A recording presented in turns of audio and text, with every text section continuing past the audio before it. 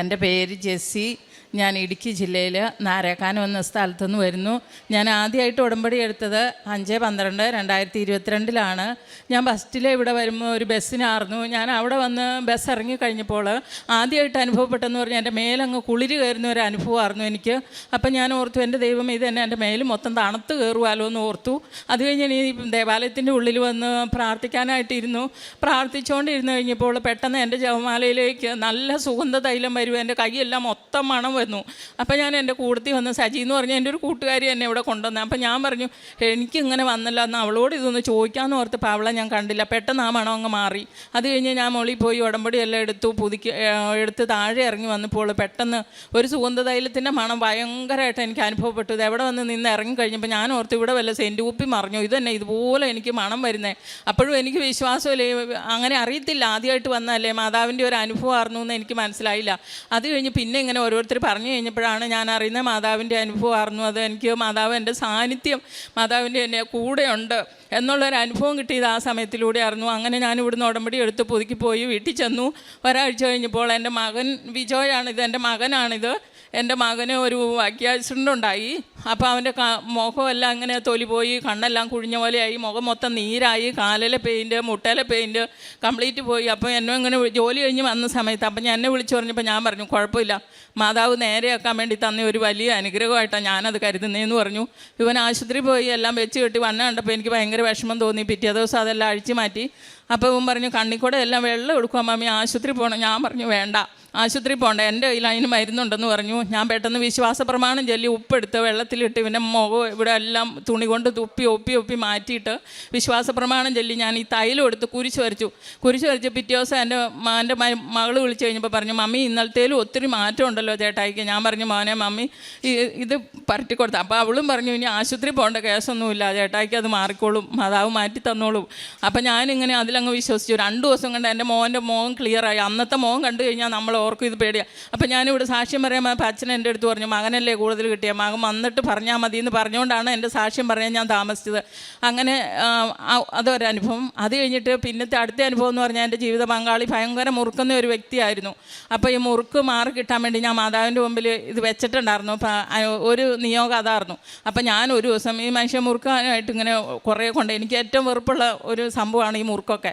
ഒരു 5-10 വർഷമായിട്ട് മുറുക്കുന്ന ആ വ്യക്തിയായിരുന്നു. അപ്പം ഞാൻ എന്നെ ചെയ്തു, ഞാൻ മാതാവിൻ്റെ തൈലം എടുത്ത് വിശ്വാസം പ്രമാണം ചൊല്ലിട്ട് ഞാൻ ആ ചൂണ്ണാമ്പി കൊണ്ടുപോയി പുള്ളിക്കാരൻ അറിയാതെ തേച്ച് വെച്ച് കഴിഞ്ഞിട്ട് ഞാനങ്ങ് പോയി. 2 ദിവസം കഴിഞ്ഞപ്പോൾ പുള്ളി തന്നെ എൻ്റെ അടുത്ത് പറഞ്ഞു, എടി ഇനി ഞാൻ മുറുക്കുന്നില്ലെന്ന് പറഞ്ഞ് കംപ്ലീറ്റ് സാധനം എടുത്ത് കളഞ്ഞു. അല്ലെങ്കിൽ ചെറുതോണി പോകുന്നു, ഒരു ഷിമ്മിക്കൂട് നിറച്ച് സാധനം മേടിക്കുന്നു, അതുകൊണ്ടൊന്ന് ഇടുന്നു, അതിങ്ങനെ മുറുക്കുക. എനിക്ക് ഇത്രയും വെറുപ്പ് കയറുന്നില്ല. അപ്പം മാതാവ് എനിക്ക് അത് മാറ്റി തന്നു.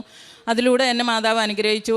അടുത്ത ഒരു ഇതെന്ന് പറഞ്ഞാൽ എൻ്റെ മകന് ഒത്തിരി ചീത്ത കൂട്ടുകെട്ടുകളുണ്ടായിരുന്നു, ഒത്തിരി പ്രശ്നങ്ങളുണ്ടായിരുന്നു, മദ്യപാനം ഉണ്ടായിരുന്നു. അങ്ങനെ ഇപ്പം കല്യാണം കഴിച്ച ഒരു കുഞ്ഞുമുണ്ട്, അവരുടെ കുടുംബത്തിലെ പ്രശ്നങ്ങളായി. അത് കഴിഞ്ഞിട്ട് അങ്ങനെ പ്രശ്നങ്ങളെല്ലാം കഴിഞ്ഞ് കഴിഞ്ഞപ്പോൾ എൻ്റെ മകള് ഇവർ തമ്മിൽ ഉടക്ക് വെച്ച് ഇവൻ കൂടി കഴിഞ്ഞ് മദ്യപാനം കഴിഞ്ഞ് വന്നു കഴിഞ്ഞപ്പോൾ നമുക്കൊക്കെ അറിയാവുന്ന ഏതൊരു പെണ്ണിനും ഇഷ്ടപ്പെടില്ല, അത് ആർക്കും സഹിക്കാൻ പറ്റുന്നതല്ല. ഞാനും ഒരു പെണ്ണാണ്. ഒരിക്കലും ഞാൻ എൻ്റെ മരുമോളെ കുറ്റം പറയത്തില്ല. കാരണം അവൾക്കും വിഷമമായി. അവൾ അങ്ങനെ കുഞ്ഞിനെയും കൊണ്ട് ഇറങ്ങിക്കഴിഞ്ഞപ്പോൾ എൻ്റെ ചങ്ക് പൊട്ടിപ്പോയി. എന്നിൽ നിന്ന് എൻ്റെ കുഞ്ഞ് പോയില്ലോ എന്നുള്ളൊരു ഹൃദയം തകർന്ന വേദനയായി പോയി. അപ്പം ഞാൻ മാതാവിൻ്റെ അടുത്ത് പ്രാർത്ഥിച്ചു, മാതാവേ ഒരിക്കലും ഒരു വേർപിരിയാൻ അനുവദിക്കരുത്. ആൾക്കാരുടെ മുമ്പിൽ നിന്ന് സാക്ഷ്യം പറഞ്ഞ് പോകുന്നതല്ലേ. അങ്ങനെ ഇവർ പോയി ഒരു 8 മാസത്തോളം വേറെ മോളുടെ വീട്ടിൽ പോയി നിന്നു. ഒരു ബന്ധങ്ങളില്ല. എൻ്റെ ഫോണ് മോള് ബ്ലോക്ക് ചെയ്തു, അവൻ്റെ ഫോൺ ബ്ലോക്ക് ചെയ്തു. ഇവർ തമ്മിൽ ഒരു ബന്ധങ്ങളില്ല. എൻ്റെ ചങ്ക് പൊട്ടി ഞാൻ മാതാവിനെ വിളിച്ചു. അപ്പം അങ്ങനെ ഇരിക്കുന്ന സമയത്ത് എൻ്റെ മോളുടെ ചേച്ചി ഇസ്രായേലിലാണ് ജോലി ചെയ്യുന്നത്. അപ്പോൾ അവൾ എന്നെ വിളിച്ചിട്ട് ഒരു ദിവസം പറഞ്ഞു, മമ്മി അച്ചാച്ചനെ ഒന്ന് വിളിക്കണം, എന്നാ മോനെ എന്ന് ചോദിച്ചു. മമ്മി അവർ ഡൈവേഴ്സിന് പേപ്പർ കൊടുക്കാൻ പോകാമെന്നാണ് പറഞ്ഞു. എനിക്കത് കേട്ടപ്പോൾ ഒത്തിരി വിഷമം തോന്നി. അപ്പോൾ ആ മോള് കൂടെ ഒന്ന് ഉടമ്പടി എടുത്തിട്ടുണ്ട്. അപ്പോൾ എന്നോട് ഇങ്ങനെ പറഞ്ഞു, ഇപ്പോൾ എൻ്റെ ചങ്ക് തറന്നു. ഞാൻ അമ്മേനെ വിളിച്ചിട്ട് ചോദിച്ചു, അമ്മേ ഞാൻ എന്നാ ചെയ്യണ്ടേ? ഞാൻ എന്ത് കാര്യം ചോദിച്ചാലും ഞാൻ എൻ്റെ ഈശോയുടെ അടുത്ത് ആലോചന ചോദിക്കും, മാതാവിൻ്റെ അടുത്ത് ആലോചന ചോദിക്കും, ഇല്ലാതെ ഞാൻ ഒന്നും ചെയ്യത്തില്ല. അപ്പം ഞാൻ ചോദിച്ചു കഴിഞ്ഞപ്പോൾ എൻ്റെ മനസ്സ് പറഞ്ഞു, മോളെ നീ അച്ചാച്ചനെ വിളിക്കണ്ട, നീ നേരെ പൊക്കോളാൻ പറഞ്ഞു. ഇവരുടെ വീട്ടിലേക്ക് ഞാൻ പോവുകയാണ് രാവിലെ. ഇവൻ്റെ അടുത്ത് ഞാൻ പറഞ്ഞില്ല, ഇവൻ രാവിലെ ജോലിക്ക് പോയി, ഇവനോട് ഞാൻ പറഞ്ഞില്ല. ഞാൻ വീട്ടിൽ നിന്ന് ഇറങ്ങിയപ്പോൾ മുതൽ മല ചൊല്ലി, മാതാവേ എനിക്ക് ആരുമില്ല, നീ എൻ്റെ കൂടെ വരണം. അപ്പോൾ എൻ്റെ വീട്ടിൽ നിന്ന് ഇറങ്ങപ്പോഴും ജീവിത പങ്കാളി പറഞ്ഞു, നീ ഒറ്റയ്ക്ക് പോവുകയാണ്. ഞാൻ പറഞ്ഞു, ഞാൻ ഒറ്റയ്ക്കല്ല, എൻ്റെ കൂടെ എൻ്റെ മാതാവുണ്ട്, എൻ്റെ ജപമാലയുണ്ട്, ഞാൻ പോവുക. ഞാൻ പോയി മുണ്ടക്കയോ എന്ന് പറഞ്ഞ സ്ഥലത്ത് ചെന്ന് ഇറങ്ങി. അവിടെ വരെ ഞാൻ ജപമാല ചൊല്ലി പോവുക. അവിടെ ചെന്ന് കഴിഞ്ഞപ്പോൾ കൊച്ചിൻ്റെ വീട്ടിലേക്ക് പോകണ വഴി ഞങ്ങൾ വണ്ടിക്ക് പോയേക്കണുള്ളതുകൊണ്ട് എനിക്കറിയത്തില്ല, ഞാൻ ബസ്സിന് പോയിട്ടില്ലായിരുന്നു. അപ്പം ഞാൻ ഇവനെ വിളിച്ചിട്ട് ചോദിച്ചു, എടാ സിമിയുടെ വീട്ടിലേക്ക് പോകണ വഴി എവിടെ ചെന്നാൽ ബസ് ഇറങ്ങണം, മമ്മി ഇപ്പോൾ എവിടെയാണ്? ഞാൻ പറഞ്ഞു ഞാൻ മുണ്ടക്കയത്ത്. മമ്മി എന്തിനാ അവിടെ പോയി? ഞാൻ പറഞ്ഞു ഞാൻ സിമിയുടെ അടുത്ത് പോവാൻ. എന്തിനു പോകണു? എന്നോട് പറഞ്ഞില്ല. ഞാൻ പറഞ്ഞു എനിക്ക് നിന്നോട് പറയേണ്ട ആവശ്യമില്ലായിരുന്നു, ഞാൻ പറഞ്ഞിട്ടില്ല, ഞാൻ പോവുക. ഞാൻ ബസ്സിൽ കയറി പോയി.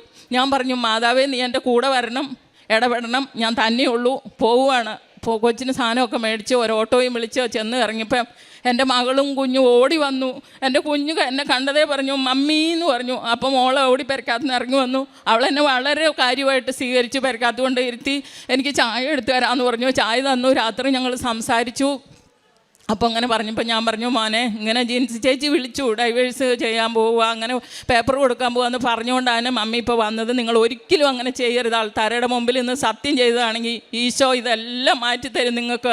നിങ്ങൾ വിഷമിക്കണ്ട. മമ്മി നോയമ്പ് ഉപവാസം എടുത്ത് പ്രാർത്ഥിക്കുന്നുണ്ട്. കഴിഞ്ഞ വർഷമാണ് 50 നോയമ്പിൻ്റെ സമയത്താണ്. അപ്പം ഞാൻ പറഞ്ഞു മമ്മി 50 നോയമ്പ് എടുത്ത് ഉപവാസം എടുത്ത് പ്രാർത്ഥിക്കുന്നുണ്ട്, ഒരിക്കലും മാതാവ് നമ്മളെ കൈവിടത്തില്ല, നിങ്ങൾ പോകരുതെന്ന് പറഞ്ഞു. ഇല്ല മമ്മി, ചേട്ടായിയോട് വിളിക്കാൻ പറഞ്ഞാൽ ഞാൻ ഫോൺ ബ്ലോക്ക് കഴിക്കാമെന്ന് പറഞ്ഞു. പിറ്റേ ദിവസം സന്തോഷമായിട്ട് അവിടെ കിടന്നു. എൻ്റെ മോൾ എന്നെ സ്കൂട്ടിയൊക്കെ കയറ്റി ബസ് കയറിനോടുത്ത് കൊണ്ടുവന്നു. എനിക്ക് കെട്ടിപ്പിടിച്ച് എനിക്ക് ഉമ്മയും തന്നെ എന്നെ ബസ് കയറ്റി വിട്ടു. ഞാൻ പോകുന്ന വഴിക്ക് എൻ്റെ മോൾ എൻ്റെ ഫോണിൻ്റെ ബ്ലോക്ക് കഴിച്ചു.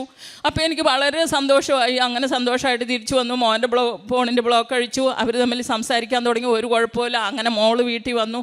അത് കഴിഞ്ഞിട്ട് ഇവന് ഒത്തിരി കടബാധ്യതകളുണ്ടായിരുന്നു. അപ്പോൾ ഇവന് ഇങ്ങനെ പോകാനായിട്ട് ആദ്യം ഒരു ദുബായിക്ക് പോകാനായിട്ട് ഒരു 20,000 രൂപ ഞങ്ങൾ അടച്ചിട്ടു. അത് കിട്ടിയില്ല.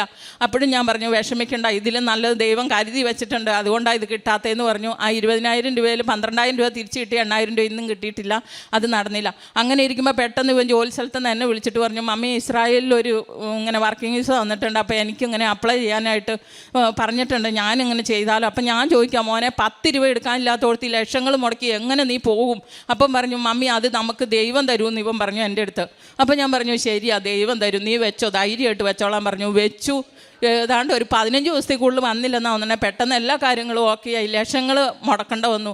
ആ ലക്ഷങ്ങൾ 10 രൂപ ഇല്ലാത്ത അമ്മ, എൻ്റെ പരിശുദ്ധ അമ്മ, ഒരു 2 ദിവസം കൊണ്ട് ഞങ്ങൾക്ക് ലക്ഷങ്ങൾ തന്ന് അനുഗ്രഹിച്ച് എൻ്റെ മോൻ ഇസ്രായേലിന് കയറിപ്പോയി. അപ്പം അവിടെ ചെന്നു 1.5 വർഷമായി. അപ്പോൾ അവിടെ ഇവന് ഞാൻ ഉപ്പൊക്കെ കൊടുത്താൽ വിട്ടത്. ഉപ്പ് എൻ്റെ തൈലത്തിൽ കൂട്ടി ശകലം തൈലം എല്ലാം കൊടുത്ത് ഇവിടുന്ന് മേടിച്ച കാശ് രൂപ എല്ലാം കൊടുത്ത വിട്ടെ. ഞാൻ പറഞ്ഞു മോനെ നീ അവിടെ ചെല്ലുമ്പോൾ പ്രാർത്ഥിക്കണം. അപ്പോൾ എൻ്റെ മോള് വന്നു. മോള് വീട്ടിൽ വന്നു. സാധനങ്ങളെല്ലാം ഇവന് മേടിച്ച് കൊടുത്തു. ഇവർ വളരെ സന്തോഷമായി, ഹാപ്പിയായി. എനിക്ക് എങ്ങനെ സന്തോഷം പറയണമെന്ന് അറിയത്തില്ല. അപ്പോൾ എൻ്റെ മോളും കുഞ്ഞും വീട്ടിൽ കിടന്നു. ഞങ്ങൾ ഒന്നിച്ച് നെടുമ്പാശ്ശേരി കൊണ്ടുവിടാൻ പോയി. അപ്പോൾ ഇവനെ കയറ്റി വിട്ട് കഴിഞ്ഞപ്പോൾ ഞാനും പറഞ്ഞു, എൻ്റെ മോളും പറഞ്ഞു, അവളും അവിടെ വന്ന് ഉടമ്പടി എടുത്തിട്ടുണ്ടായിരുന്നു. എൻ്റെ മോളും പറഞ്ഞു ചേട്ടായി നല്ലപോലെ പ്രാർത്ഥിക്കണേന്ന് പറഞ്ഞു. അവളും ഒത്തിരി പറഞ്ഞു വിട്ടു. അവളുടെ ചേച്ചി ഇസ്രായേലിലാണ്. ആ മോളും അറിയാവുന്ന പോലെ എല്ലാം പറഞ്ഞു കൊടുക്കുന്നുണ്ട്. അവിടെ ചെന്നു. ഇവൻ ജോലി സ്ഥലത്ത് ഇറങ്ങിക്കഴിഞ്ഞപ്പോൾ ഒരു ദിവസം യുദ്ധം നടക്കുക. യുദ്ധം നടന്ന സമയത്ത് ഞാൻ എന്നും പറയും മോനെ നീ രാവിലെ പോകുമ്പോൾ ബൈബിള് വായിക്കണം, പ്രാർത്ഥിക്കണം, വിശ്വാസ പ്രമാണം ചൊല്ലിയിട്ട് ശകലം ഉപ്പെടുത്ത് നിൻ്റെ പോക്കറ്റിൽ ഇട്ടുകൊണ്ട് പോകണം, നീ ജോലി ചെയ്യണ സ്ഥലത്ത് ഇടണം, യുദ്ധം എവിടെ വന്നാലും ഒരു മാറിപ്പോക്കോളും, നിനക്കൊരു പോറൽ പോലും അമ്മ സംരക്ഷിച്ചോളും, അമ്മ കാത്തോളും എന്ന് പറഞ്ഞു. ഇവന് ഉപ്പുമായിട്ട് പോയി. അന്നും ഇവന് ഉപ്പിട്ട് ജോലി തുടങ്ങി. ഉച്ച സമയമായപ്പോഴത്തേക്കും ബോംബ് വീണു. ഇവൻ ജോലി ചെയ്ത് എൻ്റെ ഒരു 50 മീറ്റർ അകലെ ബോംബ് വീഴുവാണ്. ബോംബ് വീണിട്ട് പുക കൊണ്ട് പൊങ്ങി. ഇവൻ ആ വീഡിയോ പിടിച്ചിട്ട് തന്നു. എൻ്റെ ചങ്ക് തകർന്നു. ഞാൻ ആ സമയം ഞങ്ങളുടെ പറമ്പിൽ നിന്ന് ഏലം തെളിച്ചുകൊണ്ടിരിക്കുക. അപ്പം ഞാൻ എന്നോട് ഇത് പറഞ്ഞു കഴിഞ്ഞപ്പോഴത്തേക്ക് എന്നെ വിറച്ചു കഴിഞ്ഞപ്പോൾ ഞാൻ ഓടി വന്ന് ഫോൺ എടുത്ത് യൂട്യൂബ് തുറന്നിട്ട് ഞാൻ പറഞ്ഞു ഈശോയെ നീ എന്നോട് സംസാരിക്കണേ, എൻ്റെ ചങ്ക് തകരുക. അപ്പോൾ ഒരു അച്ഛൻ പറയുക, വേറെ ഒരു അച്ഛനുമല്ല, മാത്യു വയലാമണ്ണിലെ അച്ഛൻ്റെ ക്ലാസ്സാണ് നേരം കിട്ടിയത്. അച്ഛൻ പറയുക ദൈവത്തിൽ ആശ്രയിക്കുന്നവർക്ക് ഒന്നും സംഭവിക്കത്തില്ല, ഒരു സ്കെയിൽ വണ്ണം എന്ന പോലെ അത് മാറിപ്പോകുമെന്ന് പറഞ്ഞു. സത്യമല്ലേ? 50 മീറ്റർ അകലം ബോംബ് വീണ് പുക പൊങ്ങി ഇവരെല്ലാവരും ഓടിക്കൊണ്ടിരിക്കുന്ന സമയത്ത് എൻ്റെ കുഞ്ഞിനൊരു പോറൽ പോലും ഇല്ലാതെ അമ്മ കാത്തു പരിപാലിച്ചു. അവിടെ നിന്നും അവൻ രക്ഷപ്പെട്ടു പോന്നു. അത് കഴിഞ്ഞ് ഞാനിവിടെ വന്ന് ഇപ്പോൾ 7 പ്രാവശ്യം ഞാൻ ഉടമ്പടി പോയിക്കേ. ഞാനൊന്ന് ഈശോയുടെ അടുത്ത് പറഞ്ഞിട്ടുണ്ട് എൻ്റെ മരണം വരെ എനിക്ക് ബസ്സിൽ കയറി വരാൻ പറ്റുന്ന അത്രയും നാൾ വരെ ഞാൻ ഈ അങ്കണത്തിൽ വന്ന് പരിശുദ്ധ അമ്മയുടെ മുമ്പിൽ ഒരു സാക്ഷിയായിട്ട് ജീവിക്കാനാണ് എനിക്കിഷ്ടം. കാരണം എൻ്റെ ജീവിതത്തിലേക്ക് കോടാനുകോടി അനുഗ്രഹം തന്നതാണ് എൻ്റെ അമ്മ. അങ്ങനെ ഇവൻ വന്നു. ഇവന് ജനുവരി 19 ഇവൻ്റെ കുഞ്ഞിൻ്റെ ബർത്ത്ഡേ ആണ്. ഡിസംബർ 25 ഇവന് ക്രിസ്മസ് കൂടാൻ വന്നം.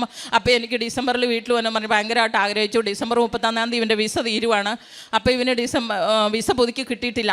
അപ്പം ഞാൻ ഇവിടെ ഒന്ന് ഉടമ്പടി പുതുക്കിയിട്ട് ഞാൻ അമ്മയുടെ അടുത്ത് പറഞ്ഞു, അമ്മേ എൻ്റെ മോന് വിസ പുതുക്കി കിട്ടിയിട്ടില്ല, അമ്മയ്ക്കറിയാലോ എല്ലാ കാര്യങ്ങളും, അമ്മ എനിക്ക് വിസ തന്നേ പറ്റുള്ളൂ, എൻ്റെ കുഞ്ഞിന് വിസ കൊടുക്കണം, എൻ്റെ കുഞ്ഞുമായിട്ട് ഇവിടെ വന്ന് എനിക്ക് സാക്ഷ്യം പറയാനുള്ള അമ്മയ്ക്ക് അറിയത്തില്ലേ, നമ്മൾ വർത്താനം പറയുമ്പോൾ ഞാൻ ഈശോയുടെ അടുത്ത് വർത്താനം പറയും. അങ്ങനെ ഞാൻ പറഞ്ഞിട്ട് പോയി. ആദ്യത്തെ ഉടമ്പടി വന്ന് പുതുക്കി കഴിഞ്ഞതിൻ്റെ മുമ്പിലത്തെ പ്രാവശ്യം ഞാൻ വന്നപ്പോഴും എനിക്ക് എൻ്റെ പരിശുദ്ധ അമ്മേനെ കിട്ടി. ഈ പ്രാവശ്യം ഞാൻ ഈ 14-ാം തീയതി മാർച്ച് 14-ാം തീയതി ഞാൻ ഉടമ്പടി പുതുക്കി. അന്നേരവും എനിക്ക് എൻ്റെ പരിശുദ്ധ അമ്മേനെ കിട്ടി. അങ്ങനെ അവൻ്റെ വിസ പുതുക്കി കിട്ടി. അവൻ മിനിഞ്ഞാന്ന് 3 മണിയായപ്പോൾ നെടുമ്പാശ്ശേരിയിൽ വന്നു. ഇന്നലെ വരാൻ, പിറ്റേ ദിവസം വരാമെന്നായിരുന്നു ഞാൻ അമ്മയുടെ അടുത്ത് പറഞ്ഞത്. പക്ഷെ വരാൻ പറ്റിയില്ല, ഞങ്ങൾക്ക് സാഹചര്യം കൊണ്ട് ഇന്നാണ് വരാൻ പറ്റിയത്. വെളുപ്പിന് 4 മണിയായപ്പോൾ ഞങ്ങൾ പോകുന്നതാണ് ഇടുക്കിയിൽ നിന്ന്. അങ്ങനെ മാൻ്റെ പിന്നെ അടുത്ത് തൈലം ഉപ്പുമായിട്ട് പോയി അടുത്ത വീട്ടിൽ 8 വർഷത്തോളം മിണ്ടാതെ ഇരുന്ന ഒരു സ്വന്തം അയൽക്കും ഉണ്ടായിരുന്നു. അപ്പോൾ അവരും ഇങ്ങനെ മിണ്ടാതെ ഇപ്പോൾ ഞങ്ങൾക്ക് ഒരു അങ്ങോട്ടും ഇങ്ങോട്ടും പിണക്കത്തിൻ്റെ പ്രശ്നത്തിൽ അമ്മച്ചി ആശുപത്രി കിടന്നപ്പോൾ ഞാൻ എൻ്റെ ജീവിതം കളിയോട് പറഞ്ഞു, നമുക്ക് ആശുപത്രിയിലൊന്ന് പോകാം, എന്നാണേലും നമുക്കൊന്ന് കാണാം, നമ്മൾ ഒരു വീട് പോലെ കഴിഞ്ഞുകൊണ്ടിരുന്നാലേ എന്ന് പറഞ്ഞു. അങ്ങനെ ഞങ്ങൾ പോയി. ഞാൻ അവിടെയും ജപമാല ചൊല്ലി തൈലമൊക്കെ എടുത്ത് അമ്മേനെ കൂട്ടുപിടിച്ചാണ് ഞാൻ പോയത്. ഞാൻ ആശുപത്രിയുടെ അവിടെ ചെന്ന് നിന്നപ്പോൾ ഡോക്ടർ പരിശോധിക്കാൻ കയറി. അപ്പോൾ എന്നോട് മിണ്ടില്ലാത്ത മകൾ തന്നെ അവിടെ പറഞ്ഞു, ചേച്ചി ഡോക്ടർ ഇറങ്ങി കഴിയുമ്പോൾ കയറിക്കൊള്ളാൻ പറഞ്ഞു. ഞാൻ കയറി ചെന്നു. അവൾക്കും ഒരു കുഴപ്പമില്ല, അത് എന്നോട് മിണ്ടി, ഞാനും മിണ്ടി. അപ്പം ഞാൻ ചോദിച്ചു, ഞാൻ മാതാവിൻ്റെ തൈലം കൊണ്ടുവന്നിട്ടുണ്ട്, ഞാൻ അമ്മച്ചീനെ ഒന്ന് ഇങ്ങനെ കുരിശ് വരപ്പിച്ചോട്ടെ. അപ്പം എന്നോട് പറഞ്ഞു, അതിനെന്നാ ചേച്ചി ഇവിടെ ഇരുന്നോ, ഞാൻ ആ താഴെ പോയി മരുന്നൊന്ന് മേടിച്ചുകൊണ്ട് വരട്ടെ, ചേച്ചി അത്രയും നേരം അമ്മച്ചീനെ നോക്കിക്കോ, ഗ്ലൂക്കോസ് തീർന്നെങ്കിൽ ഒന്ന് പറയണം. ഞാൻ പറഞ്ഞോളാം. അപ്പം ഞാൻ അവിടെ ഇരുന്ന് മാതാവിനോട് പ്രാർത്ഥിച്ചു, മാതാവ് എന്നെ പ്രത്യക്ഷീകരണത്തിൻ്റെ സാക്ഷിയാക്കി മാറ്റണേ, ഈ അമ്മച്ചി ഒന്ന് ഏറ്റുകണക്കണം, കാണാൻ എൻ്റെ കണ്ണിന് നീ ഭാഗ്യം തരണേ എന്ന് പറഞ്ഞു. അമ്മച്ചിയുടെ മൂക്കിൽ കൂടെ ട്യൂബിട്ടേക്ക് വേണം, മിണ്ടത്തില്ല, തോണക്കുഴിയിൽ ഒരനക്കം മാത്രമേ ഉള്ളൂ. ഞാൻ ആ തൈലം എടുത്ത് വിശ്വാസ പ്രമാണം ചൊല്ലി അമ്മച്ചിയുടെ ചുണ്ട്, ചെവി, ചങ്ക്, കയ്യ് എല്ലാം ഞാൻ കുരിശിട്ട് പ്രാർത്ഥിച്ചു. കുറച്ച് കഴിഞ്ഞ് ആ മകൾ കയറി വന്നു. ഞാൻ പോന്നു. അമ്മച്ചിക്ക് ഒരു കുഴപ്പമില്ലാതെ പേടിഞ്ഞിട്ട് നടക്കുന്നു. പ്രേക്ഷിത പ്രവർത്തനം എന്ന് പറഞ്ഞു കഴിഞ്ഞിട്ടുണ്ടെങ്കിൽ ഞാൻ പത്രം മേടിച്ചുകൊണ്ട് പോകുമ്പോൾ പള്ളി കൊണ്ട് കൊടുക്കുമായിരുന്നു. ആദ്യം പള്ളി കൊണ്ട് കൊടുത്തു കഴിയുമ്പോൾ അവിടെ എല്ലാവരും പത്രം കൊടുക്കാൻ പോകും. അപ്പം നമ്മളിത് എങ്ങനെയും കൊടുത്ത് തീർത്തിട്ട് കാര്യമില്ലല്ലോ. അതുകൊണ്ട് ഞാൻ തുണി മടക്കി കയ്യിലിടും പോലെയാണ് ഈ പേപ്പർ മുഴുവൻ കൊണ്ടുപോയി ഞാൻ കട്ടിലയിൽ ഇട്ടിട്ട് കുരിശ് വരയ്ക്കും. എന്നിട്ട് ഞാൻ വിശ്വാസ പ്രമാണം ചെല്ലും. എന്നിട്ട് ഞാൻ പോണ വഴി ജപമാല എത്തിച്ചാണ് ഈ പേപ്പർ ഞാൻ കൊടുക്കുന്നത്. എൻ്റെ കയ്യിലേക്ക് ഈ പേപ്പർ മൊത്തം ഇടും. എനിക്ക് ഒരു നാണമില്ല കൊടുക്കാൻ. കാരണം എൻ്റെ അമ്മ എനിക്ക് അതുപോലെ അനുഗ്രഹം തന്നെ. ഞാൻ ഈ പേപ്പർ ഓരോന്നായിട്ട് കൊടുക്കുമ്പോൾ ഞാൻ ചോദിക്കും, നിങ്ങളിത് വായിക്കുമോ, അല്ലെങ്കിൽ പേപ്പർ കിട്ടിയതാണോ? അപ്പോൾ അവർ കിട്ടിയതാണെങ്കിൽ ഞാൻ പറയും, വേണ്ട, ഞാൻ കിട്ടാത്തവർക്ക് കൊടുത്തോളാം, ഇനി മേടിക്കേണ്ടെന്ന് പറയും. അങ്ങനെ ഞാൻ കൊടുക്കുന്നത് ഓട്ടോറിക്ഷക്കാർക്ക്, ബസ് സ്റ്റാൻഡിൽ, ബസ്സിൽ, അങ്ങനെയൊക്കെ ആശുപത്രിയിൽ, അങ്ങനെയൊക്കെ ഞാൻ കൊടുക്കണം. എവിടെ കിട്ടാത്തതാണോ അവിടെ ഞാൻ എത്തിച്ചു കൊടുക്കും. അതിന് എൻ്റെ ജീവിത പങ്കാളി എന്നെ ബൈക്കിൽ കൊണ്ടുപോകും, എവിടെ വേണേലും കൊണ്ടുവിടും. ചിലർ എന്നോട് തട്ടിക്കയറും, ചേച്ചിക്ക് ഒരു പണിയില്ല, രാവിലെ ഇറങ്ങിയേക്കുവാണോ എന്ന് ചോദിച്ചുകൊണ്ട് തട്ടിപ്പുമായിട്ട് ഇറങ്ങും. ഞാൻ പറഞ്ഞു, അതിന് കുഴപ്പമില്ല, എന്നെ വേണേലും പറഞ്ഞാൽ എൻ്റെ പരിശുദ്ധ അമ്മേനെ ഒന്നും പറയരുതെന്ന് പറയും. അങ്ങനെ കൊടുക്കും. പിന്നെ അനാഥാലയത്തിൽ പോകും. അനാഥാലയത്തിൽ ഭക്ഷണങ്ങൾ കൊടുക്കാൻ ഞങ്ങൾ അങ്ങനെ ഒരു ഗ്രൂപ്പുണ്ട് ഞങ്ങൾക്ക്. ഇവിടുന്ന് ഉടമ്പടി എടുത്താൽ ഞങ്ങളെല്ലാവരും കൂടെ അങ്ങനെ പോകും, ഭക്ഷണം കൊടുക്കും, ബാത്റൂം കഴുകും, അവരുടെ ആവശ്യങ്ങളെല്ലാം നടത്തി കൊടുക്കും. ഇടയ്ക്കെല്ലാം അങ്ങനെ സന്ദർശനത്തിന് പോകാറുണ്ട്.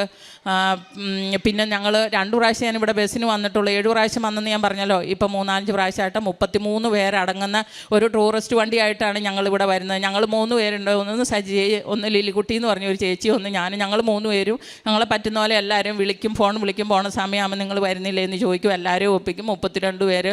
ഒരു പ്രാവശ്യം 34 പേരായി. 33 പേരുടെ സീറ്റാണ്. ഞാൻ പറഞ്ഞു, ചേച്ചി നമുക്ക് 2 പേർക്കും അങ്ങോട്ടും ഒരു പ്രാവശ്യം ഒരാൾക്ക് നിലത്തിരിക്കും. അങ്ങനെ ഞങ്ങൾ അങ്ങോട്ടും ഇങ്ങോട്ടും ഈ ബസ്സിൻ്റെ തറയിൽ ഇരുന്നാണേലും പറഞ്ഞ എല്ലാവരെയും ഞങ്ങളിവിടെ കൊണ്ടുവന്നു. ഇപ്പോഴും ഞങ്ങൾ ബസ്സിനാണ് ഇവിടെ വന്നുകൊണ്ടിരിക്കുന്നത്. പരിശുദ്ധ അമ്മ തന്ന എല്ലാ അനുഗ്രഹങ്ങൾക്കും എത്ര നന്ദി പറഞ്ഞാലും എനിക്ക് മതി വരില്ല. എല്ലാത്തിനും നന്ദി പറഞ്ഞുകൊണ്ട് ഈ സാക്ഷി ഞാനിവിടെ അവസാനിപ്പിക്കുന്നു. ഇനി 2 വാക്ക് എൻ്റെ മകൻ പറയും. എൻ്റെ അമ്മ പറഞ്ഞ കാര്യങ്ങളെല്ലാം സത്യമാണ്. എൻ്റെ ജീവിതത്തിൽ ഞാൻ ഒരുപാട് തെറ്റായ കൂട്ടുബന്ധങ്ങളിൽ എല്ലാം ഞാൻ പങ്കിട്ട് ഒരുപാട് ചീത്ത കൂട്ടുകെട്ടുകളിലും എല്ലായിടത്തും പോയി എൻ്റെ ജീവിത പങ്കാളിയും എല്ലാമായിട്ട് ഒരുപാട് പ്രതിസന്ധിയിലാണ് ഞാൻ കഴിഞ്ഞു വന്നിരുന്നത്. ഇപ്പോൾ നിലവിൽ എൻ്റെ ജീവിതത്തിൽ എനിക്കൊരു കുഴപ്പമില്ല. ഞാനിപ്പോൾ ഇസ്രായേലിലാണ് ജോലി ചെയ്യുന്നത്. ഈശോയുടെ രാജ്യത്ത് തന്നെയാണ്. എനിക്കും എൻ്റെ കുടുംബത്തിനും കൃപാസന മാതാവ് തന്ന അനുഗ്രഹങ്ങൾക്ക് ഒരുപാട് കോടി നന്ദികൾ അറിയിക്കുന്നു. അമ്മ മാതാവിനും ഈശോയ്ക്കും ഞാൻ നന്ദി പറയും.